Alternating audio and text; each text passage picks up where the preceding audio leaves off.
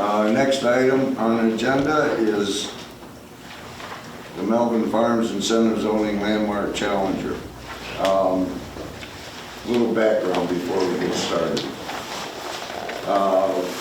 At its April 3rd meeting, I believe, the town board requested that the planning board make a recommendation to the town board regarding our view on the approval of the proposed LOI, and basically that's an approval on the density they're asking for. You will still review each individual section for site plan approval as the planning board. Still, Well, that'll be our yes. Yes, yes, yep. That's what I'm trying to make clear. The town board is only being asked to approve the granting of the higher density under the incentive zoning. The planning board, assuming the town approves, will do its normal control site use site plan. And that's where we'll have our opportunity to question and, if warranted, provide conditions on any approval. So that's all we're focusing on tonight, is the density issue.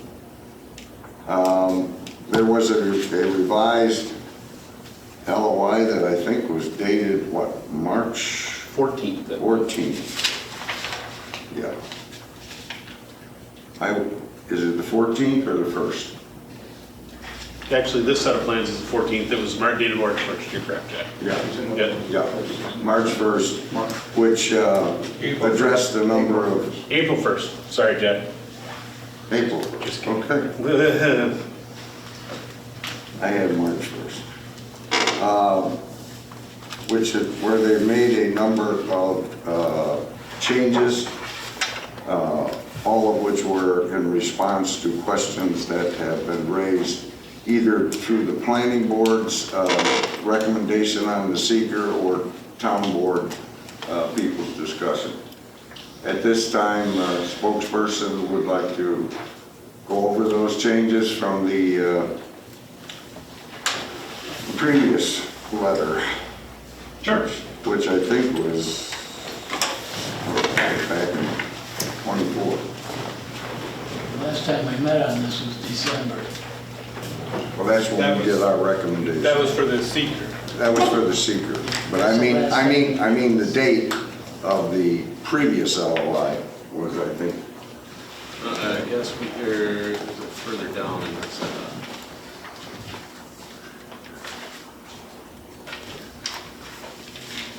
Maybe we don't have a loader.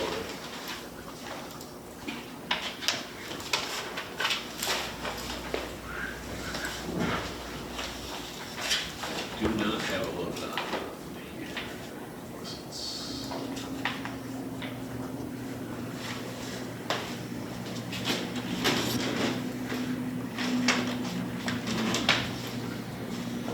That's it. Yeah. Okay. Julian? Good evening, Julian Clark with Plumley Engineering, here with Ken Raymond, the applicant. We can go into the whole background, or I can just hit up the changes from the last plan if you want. My concern is the changes. Okay. Which I think Mario spelled out pretty good in the combined supplement to letter of intent, A through E. We did all the major changes. Please speak loud enough so we can all hear, Okay. including the people in the audience. So this is the updated concept plan. We still have the two large areas of the land that's going to be conveyed to a trust or to the town. There's still lot 2 up here on 378 that will be preserved for Abbott or whoever. It's going to be also in a conservation easement. So the development itself will be still in the area that was originally proposed. A couple connections, road connections to Hayes, and then a connection to 370 up here. And we did have the traffic studies updated. We sent those to the state DOT and the county DOT, and they both responded. I know I forwarded that information to Al. I'm assuming he forwarded that to you guys. Yes, he did. I don't think there's any real surprises in their responses, so we'll move on from that. Basically, the main change was we took a lot of the higher, taller buildings and moved them to the back. and put the shorter, smaller buildings up front to help with the view shed. That's one major change. There was many iterations in this, on this side, the east side of Hayes. We had single family there, then we switched it to apartments. We are now back to single family, but smaller lots. So we have plus or minus 53 smaller lots on this side of Hayes, all residential lots. And we still have the senior apartments, 4 senior apartment buildings, and we have apartment or townhouse units, and we have 4-unit apartments up here. Our overall density is now 537. Originally it was around 587, so it was almost a 50-unit drop. And that came about really from the removal of the apartments on this side to the single family. We've added some visitor parking to the private driveways for the townhome. There's about 66 visitor parking spaces available. And then each townhome obviously has a driveway and a garage, so they'll have 2 parking spaces per unit.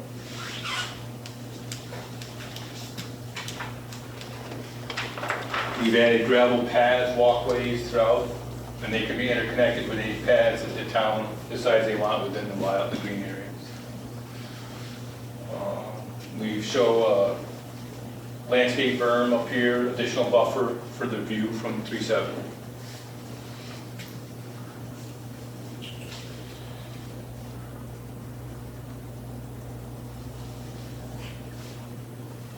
And I think that's really the main changes to the plan itself. Did cover the road being lowered? Oh yeah, we agreed that this northern length of buildings could be excavated 3 feet lower. So between the 3 or 4 foot high berm and the grading here, you'll have like a 6 foot difference to help again minimize the view shed from 270. And they're all 2-story. These are all 2-story. Although the 3-story are all down low.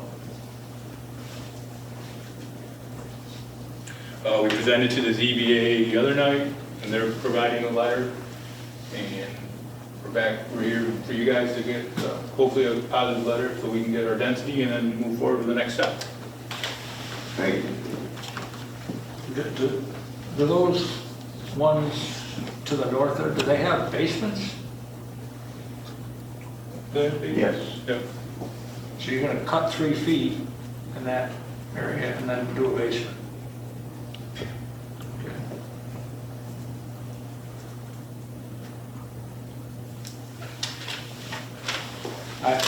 One concern that I will raise, and I don't know if it's not related to density, but I will disagree with the DOT in regards to that exit or that roadway, that curb cut out onto 370.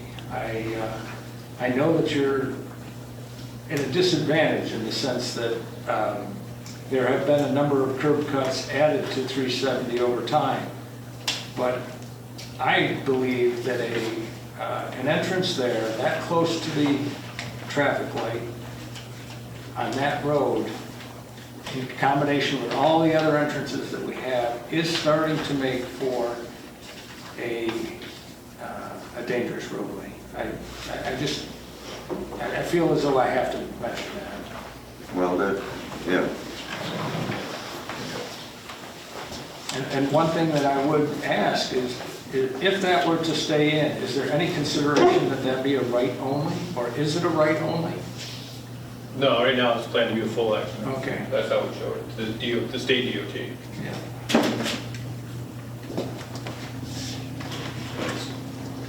Okay, we got a scale. We covered it under the control zone. That's I was what. gonna say, I think it's close to a half mile. So when people are approaching the red light, often their focus is on the light. Yeah. Because they're looking at that light ahead of them. And activity on the shoulder might not necessarily catch their eye. Yeah, so they Well, probably in the end, Yeah. the DOT kind of rules on that. That's it. They do, I guess. I mean, we understand the local condition better than they do. So that's 2,600 feet. So it's a half mile. This entrance is a half mile from this intersection. But what I was just saying here, Alan, and I'll express it again, a half mile is close enough for someone to see the light. When someone sees a traffic light in front of them, their attention focuses on the light, and activity in the shoulders becomes, less in their mental importance. They're focusing on the light. They're checking to see, is the light going to turn yellow? I'm approaching it. It's a relatively fast road. I don't know what the speed limit is. I think we talked about it. 45. 45, okay, so it's 45 miles an hour. You're approaching a light at 45, and again, your focus is on that light because you can see it in front of you. Entrances and, road, the more turning that we have, just the greater the danger becomes on the road. I'm not saying that this is the one to tip the scales, but at some point, I think we need to ask the question, have we added too many curb cuts to a high-speed road? And I'm asking that question right now. Well, I'm not going to answer it. I'm not saying no to this, but I think we've asked that by sending this to the state DOT and saying, hey, state DOT, are you okay with this? And they said, yeah, we're good with this, but you gotta do something down here. yeah, and I think they are, and probably if you ran all of the, of the calculations, the distance, the stopping distance, the sight distance, everything pans out. I'm sure it does, without a doubt. I mean, really, you have, so from the intersection of Hicks, North Hayes, and 370, in that first mile west of that intersection, you will only have 2 curb cuts. The curb cut for Barbara Lane and the curb cut, this curb cut, are the only 2 curb cuts that are in that mile-long stretch of road. Those are the only commercial curb cuts. Yeah. I mean, they're a private curb. Oh, yeah, there's driveways, but that's no different than any other Yes, road. I know. And again, I'm only bringing this up because I just think that any way in which we That's can a private. recognize Yeah, that that's just looking at it. pulling out onto a road at 45 miles an hour presents a danger. It's dangerous to do that. And a driveway that has the frequency of 6 a day is one thing. A development that has a drive lane out onto a road like that, particularly a left-hand turn there, I don't know how many vehicles would be expected to use that entry onto the highway versus go over onto Hicks, and go up to the light. I don't know that number, but we're adding relatively, higher number certainly than if it was a private driveway. And I just think that we should take it into consideration, that's all. I'm not saying that it kills the project, I just would like to, I think it's open for discussion. That's Yeah. Well, really, the people we've got to convince on that is the state DOT, because they're the ones that grant curb cuts, we don't. So, I agree with your point, but this really isn't the forum that's going to deal with it right now.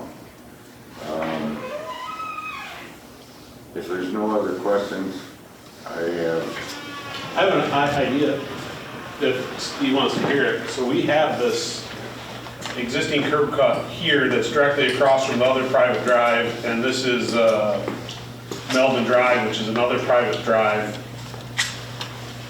If it made it better, which I think it does, because then you're putting these 2 houses on a public street, and it puts the intersection, it makes it a 4-way intersection with another private drive directly across the street. That may be a more desirable location to make that connection, and that would be something that the planning board could comment on when the time came to approve that section of the development. well, yes, but that's my point. Yeah. This isn't the time. Correct, but I'm just, food for thought for Steve when this comes back around, Yeah, all right. that may be a better location and. Well, we would have looked at that and discussed it in our meeting, and you Yeah. certainly would have brought it up. Yeah, so that's Yeah. just food for thought, something to think about as we move forward through each individual section of site plan. Right, perfect.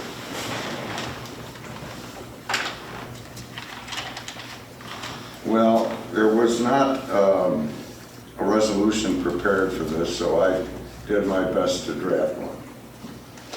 So I don't want any booing or screaming, just bear with me and we can make changes and modifications if we have to. Whereas the town board has requested a recommendation from the planning board regarding the approval of the Melvin Farms letter of intent dated April 1st, 2025, and whereas the planning board already has provided the town board with a letter of recommendation dated December 17th, 2024, supporting the town board to pass a resolution of a negative declaration for the project. And whereas after review and discussion, the planning board finds that the April 1, 25, gotta correct it there too, April 1, 25 LOI contains changes and mitigation that addresses the items of concerns spelled out in its December 17, 2024 letter. And whereas the New York State Department of Transportation in its letter dated March 20th, 2025 has required the following additional mitigation: the construction of eastbound and westbound left turn lanes and signal modifications on Route 370 at the Hicks Road, North Hayes Road. And whereas, based on all of this updated information, the planning board makes the following resolution. Now therefore be it resolved that the planning board hereby recommends that it would not be opposed to the town board approving the Melvin Farms project as stated in the April 1st, 25 LOI.